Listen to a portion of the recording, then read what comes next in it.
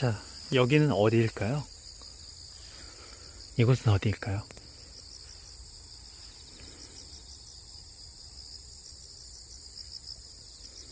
저는 생태계의 한 현장에 와 있습니다.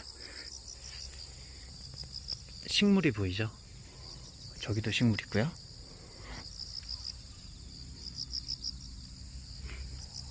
다양한 생물 중에서 큰 비중을 차지하는 게 뭐예요?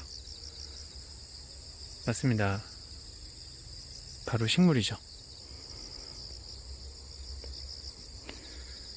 대부분 다 식물로 되어 있네요.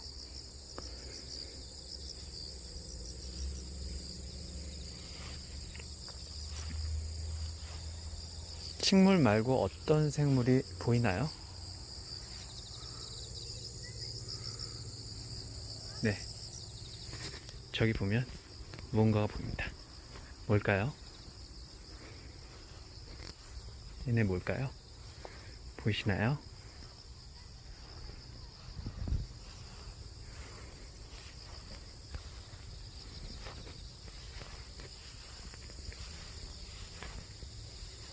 토끼네요.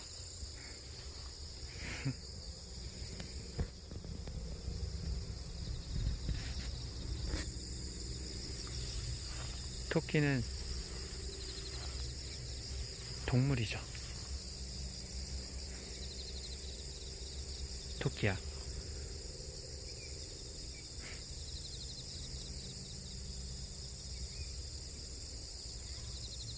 토끼야, 안녕.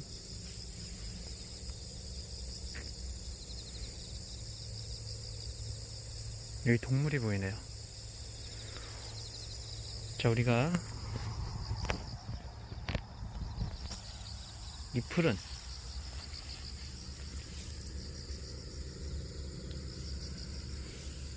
생산자라고 할 수 있죠. 생산자입니다. 양분을 생산을 해요.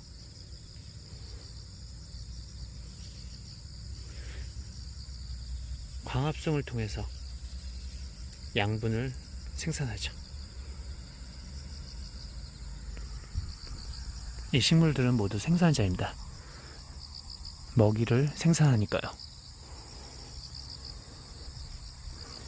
그럼 이 동물은 뭘까요?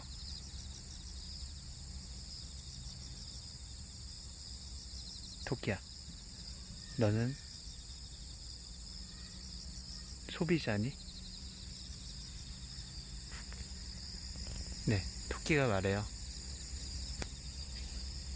고개를 끄덕이네요. 네, 토끼는 소비자입니다.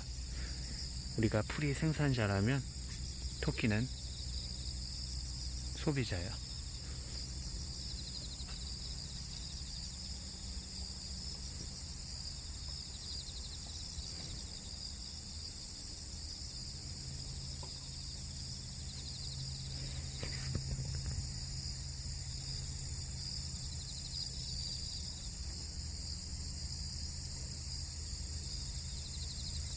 그리고 생물을 이루는 또 한 가지가 있는데요.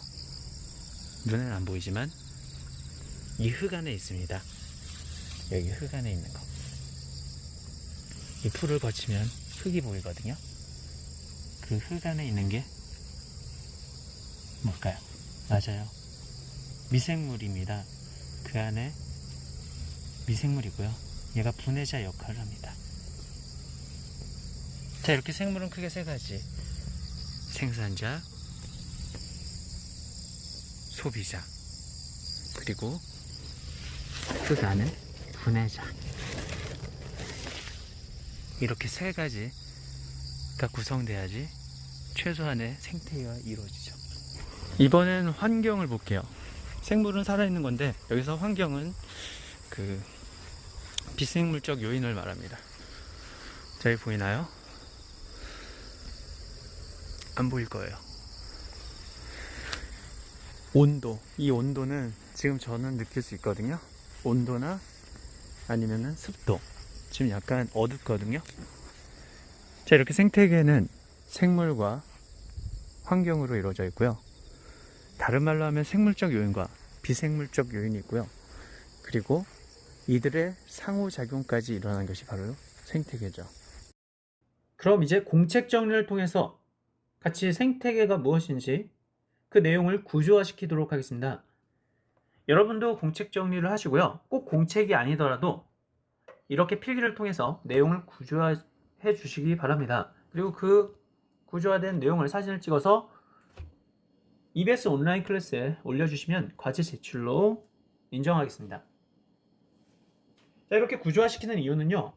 아무래도 그 개념을 엄청 페이지 수가 많은 그 여러 개의 개념을 한 번에 한 페이지에 볼 수가 있거든요. 이렇게 하면 통합적으로 생각할 수가 있고 또 정리도 잘 되고 이해도 잘 되고 나중에 기억하기도 쉽습니다.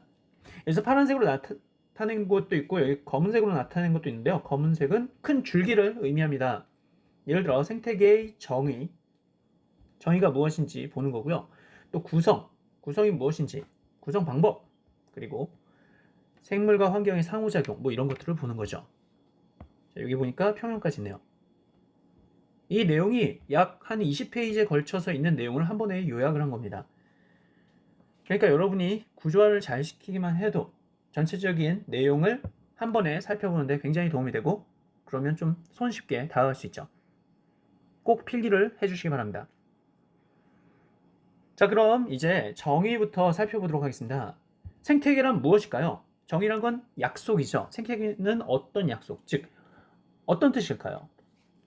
맞습니다. 바로 생물과 환경이 상호작용하는 체계를 바로 생태계라고 합니다. 체계란 건 시스템이죠. 생물과 환경이 있는데 걔네들이 서로 어떤 영향을 주고받는 그러한 시스템을 말합니다. 자, 여기 별표를 제가 쳤는데요. 왜냐하면 중요하기 때문이에요. 이 그림 자체가 중요합니다. 별표 친 게 두 개가 있어요. 여기도 있고요. 그리고 여기도 별표를 쳤어요. 각각이 굉장히 중요합니다. 이 단원에서 가장 중요한 내용이라고 생각하시면 될 것 같은데요. 자, 위에 있는 정의를 그림을 통해서 한 번 더 표현을 한 겁니다. 같이 보죠. 여기 보시면 여기 생물이라고 되어 있죠. 이 생물을 우리가 다른 말로 그림을 그렸는데 생물적 요인이라고도 합니다. 생물적 요인 같은 말이죠. 자, 그리고 여기 환경, 생물과 환경, 뭐 이게 생태계의 구성 요소인데 환경을 다른 말로 우리가 환경은 이제 생물이 아니죠. 그러니까 비생물적 요인이라고 합니다. 이렇게 생물과 환경 또는 생물적 요인과 비생물적 요인으로 나누고 이들의 상호작용을 보는 거죠. 자, 생물적 요인에는 무엇이 있을까요? 밑에 보니까 이러한 생물적 요인에는 무엇이 있을까요? 바로 이 안에 있습니다. 이 안에 뭐가 보이나요? 맞습니다. 처음에 뭐가 있어요? 생산자가 있습니다. 생산자는 아까 전에 우리가 봤던 바로 풀, 나무 이런 게 바로 생산자에 해당하죠. 보통 식물이 많습니다. 자, 그리고요. 소비자는요. 그렇죠. 소비자는 동물이 있죠. 뭘 소비해요? 생산자가 만들어낸 양분을 소비하죠. 그리고 분해자가 있습니다. 분해자. 뭘 분해한다는 얘기죠? 뭘 이렇게 분해를 하는 거예요. 뭐예요? 생산자와 소비자의 그 사체나 아니면은 배설물을 분해를 합니다. 그렇죠? 각각의 어떤 게 있는지도 알아야 되는데요. 생산자의 아까 전에 얘기했던 식물이 있습니다. 식물, 녹색 식물이 대표적이고요. 이러한 식물류하고 잠깐만요. 자, 이 식물류하고 해조류는 뭐예요? 맞아요. 바다에 사는 바다나 물에 뭐 이런 조류, 해조류 그런 걸 말하죠. 김, 미역, 다시다 뭐 이런 걸 말해요. 그런 것도 어때요? 양분을 생산합니다. 플랑크톤, 식물성 플랑크톤도 말이죠. 다 녹색을 띠죠. 다 녹색을 띠는데요. 바로 얘네들은 광합성을 합니다. 뭘 한다고요? 생산자는 바로 광합성을 통해서 스스로 양분을 생산합니다. 양분을 생산해요. 스스로 광합성을 통해서 양분을 생산하죠. 녹색이다. 식물이 녹색이야. 그건 광합성을 하기 때문에요. 그 안에 엽록체가 있기 때문이죠. 자, 이제 소비자를 보겠습니다. 소비자는 양분, 생산자가 만든 양분을 소비하기 때문에 소비자죠. 대표적으로 동물이 있는데요. 초식동물이나 육식동물 뭐 이런 게 있습니다. 동물은 스스로 양분을 만들지 못하고 식물을 먹거나 아니면 동물이 그 아래 동물을 먹어서 그렇게 양분을 얻죠. 스스로 만들지 못해요. 그래서 소비자죠. 자, 그리고요, 분해자가 있는데요. 분해자는 대표적으로 세균. 예를 들어 음식물 쓰레기에 세균 엄청 많죠. 예, 그런 거. 음식물 쓰레기를 분해를 하는 거예요. 버섯은 이제 통나무 있잖아요. 통나무 이렇게 옆에 밑둥이 베어진 그런 죽은 통나무에 버섯이 많이 자라죠. 그렇죠? 그러니까 어떤 식물의 사체 뭐 이런 데 많죠. 그리고 곰팡이 여러분, 곰팡이도 마찬가지죠. 어떤 사체나 아니면은 이렇게 식빵 이런 데 많죠. 그렇죠? 자, 이렇게 사체나 배설물에 세균, 버섯, 곰팡이 많은데 이를 분해자라고 합니다. 알겠죠? 자, 그리고요.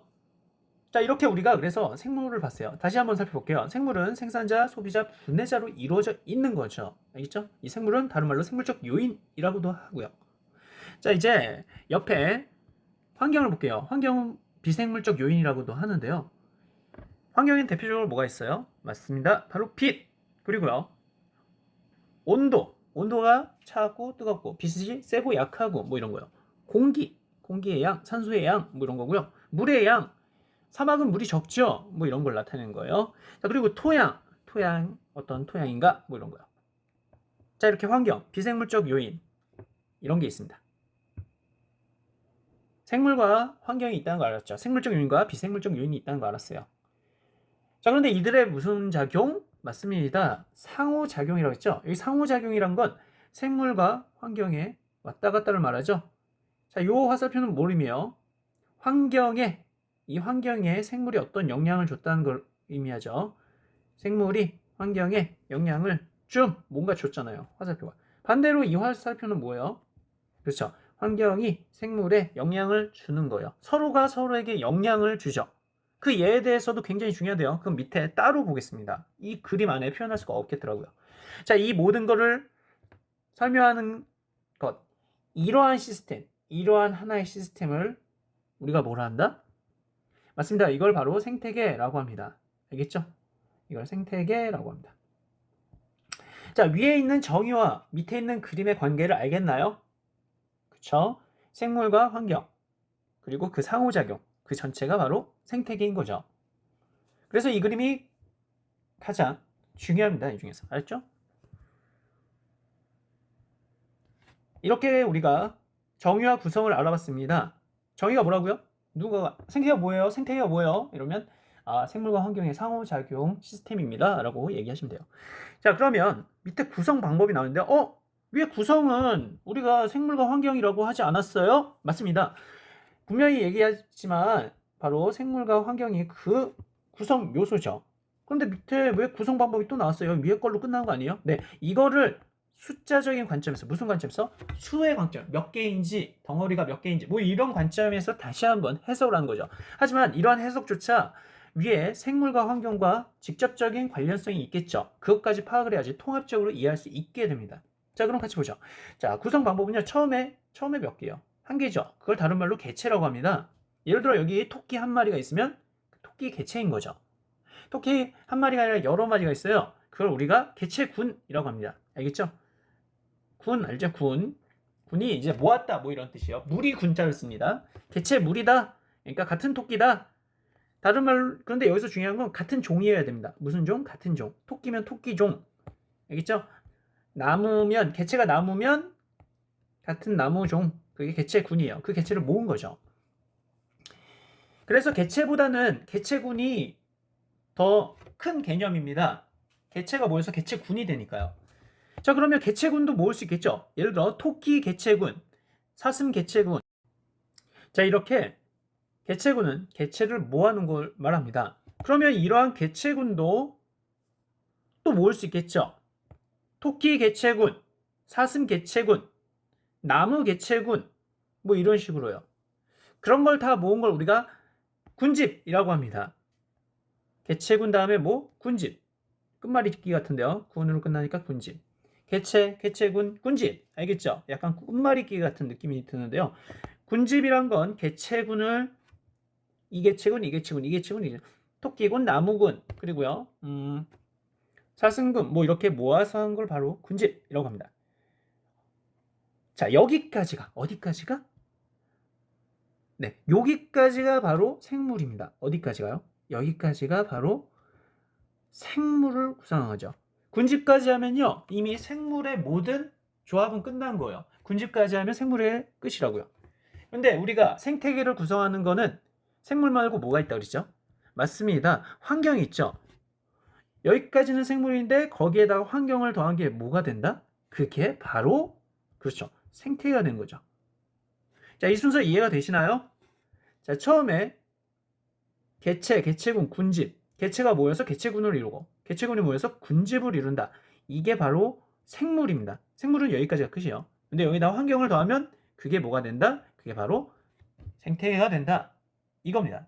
구성 방법인데요. 이건 개수를 통해서 구성하는 방법이죠. 이해가 잘 안 되시죠? 자, 그래서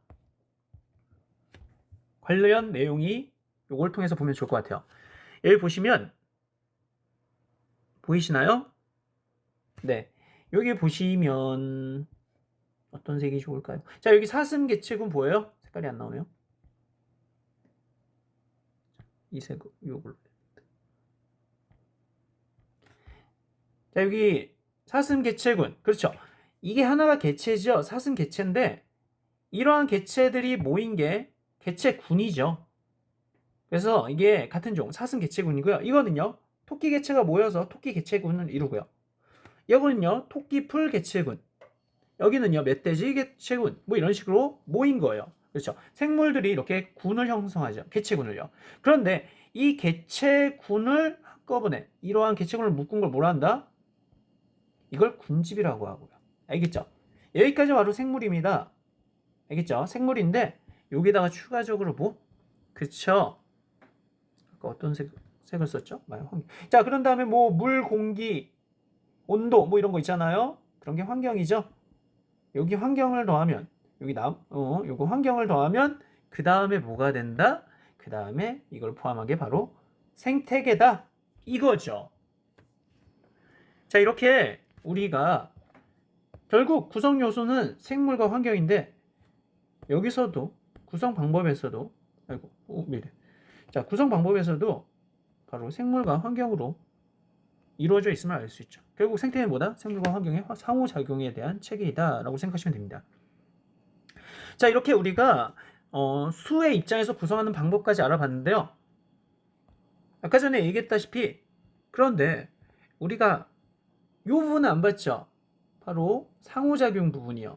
그렇죠? 생물이 뭘로 이루어져 있는지 환경에 뭐가 있는지는 알았지만 이 상호작용 부분을 자세히 보지 않았어요. 그래서 이 부분을 보기 위해서 이렇게 생물과 환경의 상호작용이 나오게 된 거죠. 각각의 예를 꼭 아셔야 됩니다. 좀 헷갈리는 부분도 있으니까요. 자, 그럼 같이 보죠. 자, 뭐가 있을까요? 자, 여기 보니까 보이세요? 자, 이게 다 상호작용이죠. 상호작용. 아까 전에 했던 상호작용인데요. 화살표가 왜 이렇게 많아요? 라고 생각할 수는 있습니다. 화살표가 너무 많은데요. 자, 여기 보시면 빛이 뭐 식물과 사슴, 해조류에 어떤 영향을 줬는가? 이거는요. 환경이 바로 생물에 미치는 영향을 말하고요. 이 반대는요. 생물이 누구한테? 환경한테 미치는 영향을 말한다. 이 화살표를 보면 이런 게 보이셔야 됩니다. 알겠죠? 그러면 그 예를 같이 한번 보죠. 왜 이러지? 자, 우선 여기 환경이 뭐가 있어요? 빛, 또요. 물인데 뭐 이상한 글씨가 써져. 자, 물. 자, 그리고요. 여기는요. 토양, 그리고요. 공기, 그리고요. 온도 뭐 이런 게 있는데요. 자, 그러면 처음에 화살표니까 빛이 식물, 사슴, 해조류에 영향을 미친 거. 자, 요거 얘가 뭐가 있을까요? 볼까요? 얘가 뭐가 있는지. 잠깐만요. 자, 식물에 영향을 미친 거 뭐가 있어요? 맞습니다. 식물은 빛 쪽으로 쉬죠. 이걸 굴광성이라고 해요. 식물이 빛 쪽으로 쉬면서 빛을 광합성을 해야 되잖아요. 그래서 그쪽으로 쉬는 걸 우리가 굴광성이라고 합니다. 또는 잎에 굉장히 진해져요. 빛을 많이 받으면요. 또 사슴과 관련해서는요. 빛이 사슴한테 어떤 영향을 주냐면요. 가을에 번식을 해요. 언제? 가을에 번식을 해요. 그래서 번식 시기를 결정합니다. 일조량이 짧아지는 가을에, 여름에서 가을이 되면 일조량, 즉 빛의 양이 짧아지잖아요. 낮이 짧아지잖아요. 그걸 통해서 사슴이 번식 시기가 결정이 됩니다. 그때 번식을 해요. 사슴이 가을에요. 자, 그리고요. 해조류는요. 해조류는 아무래도 여러분, 해조류가 같은 해조류가 아니죠. 어떤 거는 색깔이 빨간 홍조류고요. 어떤 건 녹조류고 어떤 건 청조류 뭐 이런 게 있습니다. 자, 이거는 깊이에 따라 수심에 따라 달라지는데요. 그 이유가 수심에 따라 들어오는 빛의 양이 다르기 때문이죠. 그렇죠. 특히 파장이 다릅니다. 그렇죠. 자, 그래서 이거는 뭐랑 관계 있다? 분포. 해조류의 수심에서의 분포와 관련이 있다. 지금 제가 쓴 이 부분은 바로 빛이 식물, 사슴, 해조류에 준 영향, 다른 말로 하면 환경이 생물에 준 영향을 말하는 거죠. 불광성이에요, 불광성. 자, 그러면 이제 숲은 생물이에요, 아니에요? 나무가 모여서 숲이 됐죠. 그러니까 이건 생물입니다. 생물이 환경에 미친 영향을 한번 보죠. 위에는 환경이 생물에 미친 영향, 밑에는 생물이 환경에 미친 영향이에요. 자, 이거는 뭐가 있냐? 숲이 빛을 차단하죠. 자, 대표적으로 뭐 이런 게 있습니다. 알겠죠? 숲이 있으면 그 밑에 바닥엔 빛이 안 닿잖아요. 이게 다 문제집에 있어요. 그래서 제가 이렇게 표현한 거예요. 자, 이제 두 번째 빨리 가보죠. 자, 이번에 물이 선인장에 미치는 영향, 즉 환경이 생물에 미치는 영향 뭐가 있을까요? 맞습니다. 잎이 어떻게 돼요? 잎 뾰족. 잎이 뾰족. 알겠죠? 또 곤충에는요. 여러분 곤충의 겉에 껍질, 키틴질 알죠? 키틴질. 그 껍질을 만들어요. 알겠죠? 껍질이 없으면 여러분 곤충은 아무래도 속에 뼈가 없죠. 근데 껍질이 없어 봐요. 그러면 수분이 다 날아가겠죠. 그래서 수분을 날아가는 걸 막기 위해서 바로 껍질이 존재하죠. 파충류의 경우는 알 같은 게 존재하는 거고요. 이해되시나요? 자, 여기서 조류는요 바로 새를 말합니다. 새는 바로 알이 있죠. 파충류도 알이 있고요. 이거는 이제 알의 껍질, 알 껍질.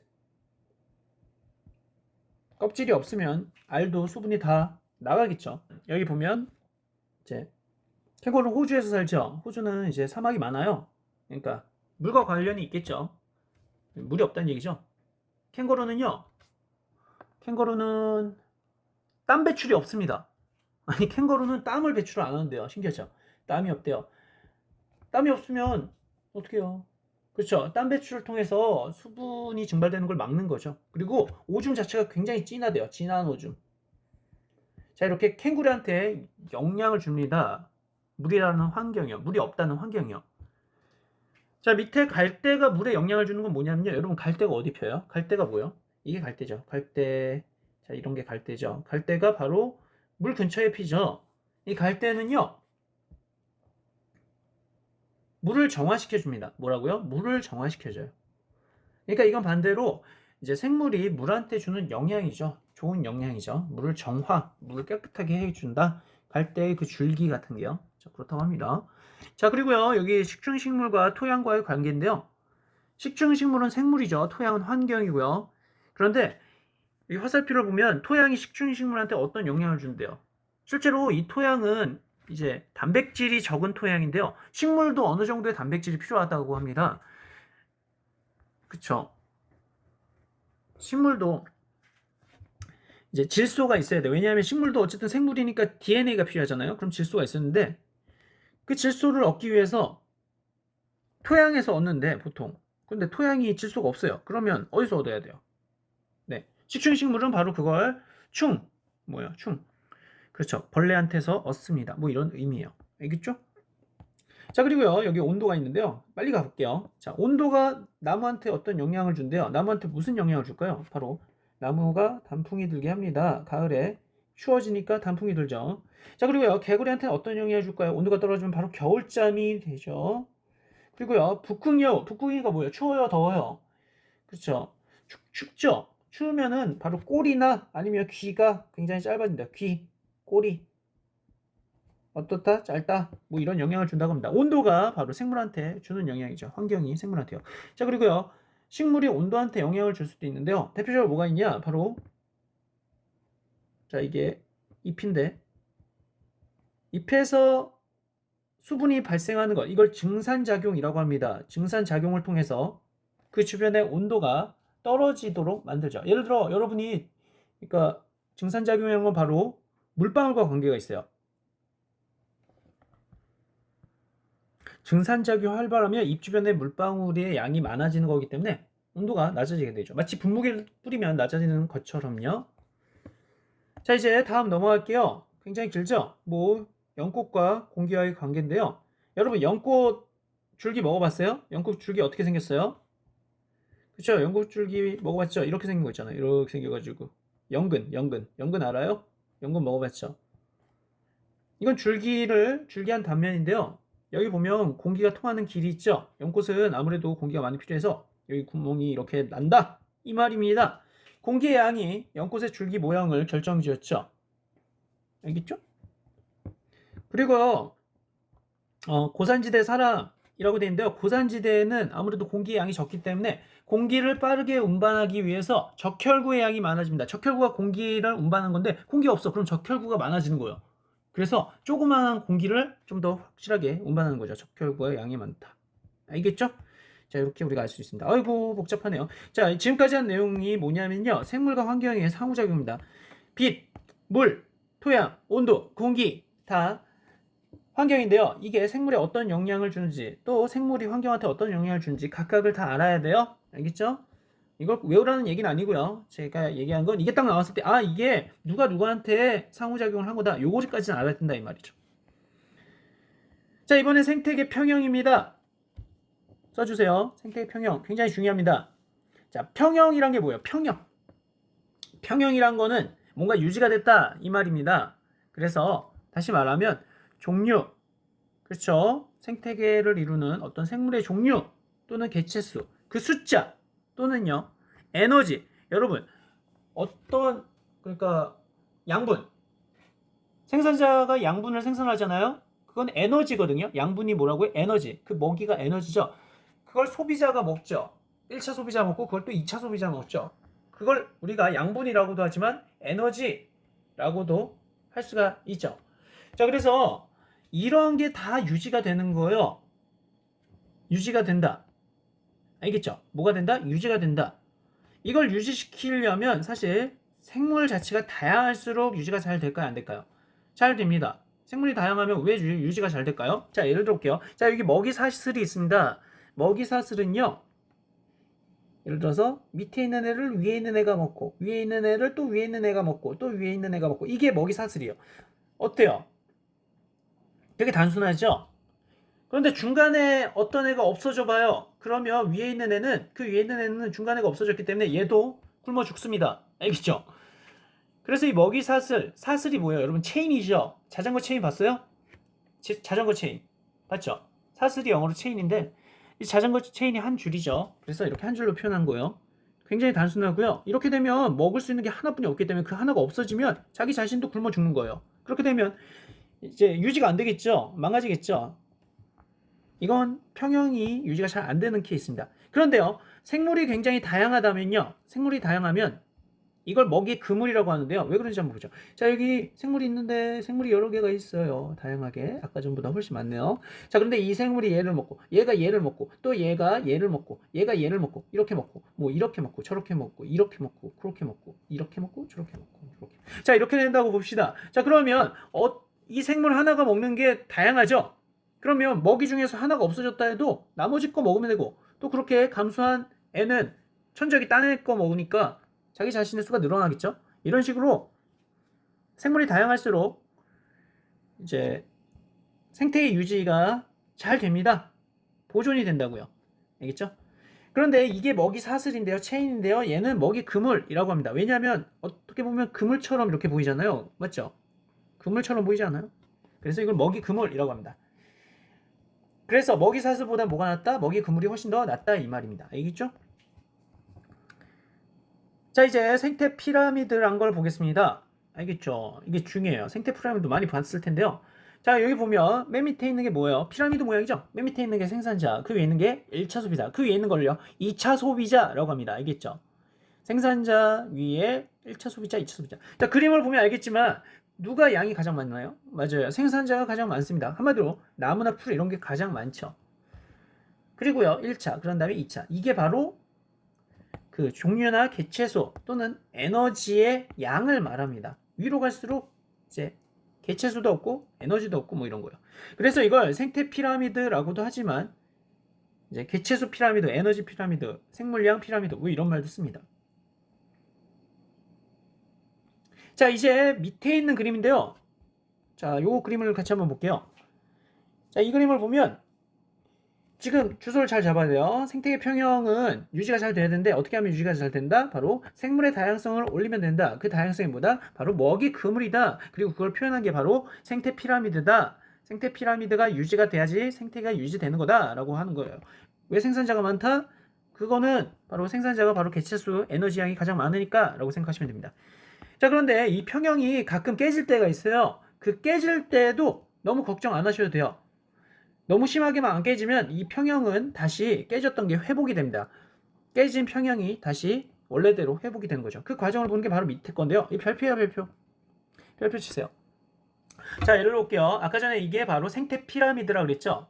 밑에 생산자, 그리고요 1차 소비자, 2차 소비자 이렇게 있습니다. 여기서 보면 1차 소비자가 어떻게 됐어요? 일시적으로 지금 증가했어요. 이 그림 잘 그리세요. 지금 이 부분 보여요? 그렇죠. 1차 소비자가 일부 모았다. 증가했다. 요걸 표시해 주세요. 요게 요 말입니다. 알겠죠? 그 말은 뭐예요? 평형이 이제 깨진다는 얘기와 같죠? 자, 이렇게 되면 어때요? 그렇죠. 이렇게 늘어나겠죠? 뭐가요? 1차 소비자가요. 그런데 2단계로 이제 보면 이렇게 늘어나면 나머지 애들은 어떻게 될까요? 얘가 늘어났어요. 얘가 늘어나면 그 밑에 있는 애는 그렇죠. 먹이니까 아주 큰일 나겠죠? 위에 천적이 많아졌네? 이해되나요? 아니, 얘 입장에서 보면 미치겠는 거예요. 아, 위에 천적이 많잖아요. 그래서 얘가 줄어듭니다. 이렇게 줄어듭니다. 바로 생산자가 감소하는 거죠. 여기가 생산자니까요. 그렇죠? 생산자가 감소해요. 그런데요. 얘 입장에서 보면 어때요? 얘 입장에서 보면 아무래도 아니 밑에 먹이가 많아졌네? 얘가 많아졌네? 라고 생각할 수 있죠. 그러니까 얘는 그 먹으면서 수가 늘어나겠죠. 알겠죠? 얘 입장에서 먹이가 많은 거고 얘 입장에선 천적이 많아지는 거죠. 중간이 이렇게 되면. 알겠죠? 그렇게 생각. 자, 요 그림 꼭 아시고요. 자, 이제 넘어갈게요. 아직까지 깨진 평형이에요. 평형이 깨져 있어요. 자, 그런데 자, 그렇게 되면 이제 그림이 이렇게 바뀌겠죠. 왜요? 볼까요? 자, 여기서 보면 이 부분이 늘어나니까 이런 식으로 되고요. 맞죠? 늘어났죠? 얘가 이렇게 변하고요. 밑에 거는 줄어드니까 얘가 이런 식으로 변하겠죠. 그쵸? 그러면 보세요. 누구 입장에서? 얘 입장에서 보세요. 얘 입장에서 보면 아니 밑에 먹이가 없어졌네? 그리고 위에 천적은 많아진 게 되잖아요. 그쵸? 그래서 아니 먹을 건 없고 적은 많고 하니까 얘 자체가 줄어들게 됩니다. 바로 1차 소비자가 감소하기 시작하는 거죠. 자, 그 다음 볼게요. 그럼 1차 소비자가 감소하면 어떤 일이 일어날까요? 자, 1차 소비자가 감소했으니까 바로 이렇게 줄겠죠. 자, 이 준 거를 기준으로 생각해 보셔야 돼요. 항상. 자, 이렇게 줄었어요. 자, 이렇게 줄었으면 위에 2차 소비자는 아, 먹이의 양이 줄었네 이렇게 된 거예요. 먹이의 양이 줄었으니까 얘 입장에서는 어떻게 될까요? 감소를 하겠죠. 그쵸? 사람 얼굴 같은데요? 맞죠? 이? 그래요. 자, 농담이고요. 빨리 쉬어야지. 자, 아무튼 자, 이렇게 감소하게 됩니다. 그럼 밑에 있는 애 입장에서는요? 얘 입장에서는 1차 소비자가 감소했잖아요. 맞죠? 얘가 감소했으니까 얘 입장에서는 이게 늘어나죠. 왜냐하면 얘 입장에서 천적은 없어졌으니까요. 알겠죠? 자, 요 그림 꼭 이해하셔야 돼요. 어렵죠? 이 그림 계속 이해를 하셔야 돼요. 자, 그래서 평이 회복됩니다. 자, 어려울 거예요. 자, 이렇게 해서 평이 회복된다. 이건 또 무슨 말이에요? 자, 여기 보시면 자, 얘는 증가를 하겠죠. 그쵸? 그리고요. 위에 있는 얘는 감소하겠죠. 2차 소비자가. 그래서 얘는 이렇게. 밑에 있는 애는 느니까 이렇게 돼서 전체적으로 원래 생태 피라미드로 유지가 되겠죠. 이렇게 알 수가 있습니다. 자, 요거 이해되시나요? 이해되시나요? 이해되셔야 돼요.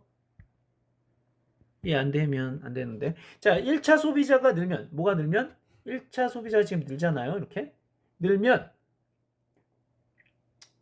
자, 요 세트로 보세요. 1차 소비자가 늘면 2차 소비자와 생산 소비자가 감소하고, 이를 통해서 1차 소비자가 감소하면 1차 소비자가 늘면 이렇게 되고, 이게 세트예요. 하나에. 이게 하나의 세트고, 이렇게 되면 이제 요걸 통해서 1차 소비자가 오히려 감소하겠죠?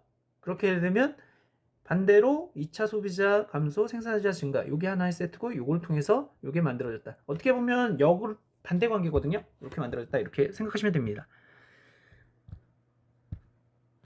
자, 지금까지 내용을 다시 한번 볼게요. 요거 하는데 너무 오래 걸렸죠. 자, 다시 보면 생태계는 바로 정의와 구성, 그리고 구성 방법 뭐 이런 게 있는데요. 정의는 생물과 환경의 상호작용이니까 이걸 그림을 통해서 이렇게 나타낼 수 있다고요.